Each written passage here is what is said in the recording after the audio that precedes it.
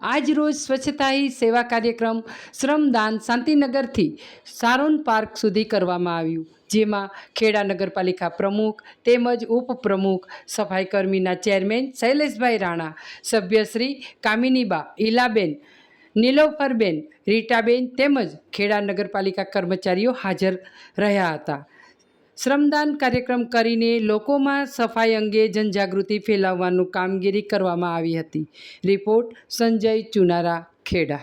મારું નામ શૈલેષભાઈ લાલજીભાઈ રાણા, નગરપાલિકા સફાઈ ચેરમેન. આજે આપણે કયા કારણોસર ભેગા થયા છે? આજે આપણે સ્વચ્છતા હી સેવા અંતર્ગત જે શ્રમદાનનો કાર્યક્રમ છે એમાં પાલિકાના તમામ સભ્યોએ વોર્ડ નંબર 7 અને ખેડા હાઈવે ઉપર સફાઈનું કામ કરેલું. દિનેશ રાઠોડ, કાઉન્સિલર, ખેડા નગરપાલિકા. આજે આપણે કયા કારણોસર ભેગા થયા?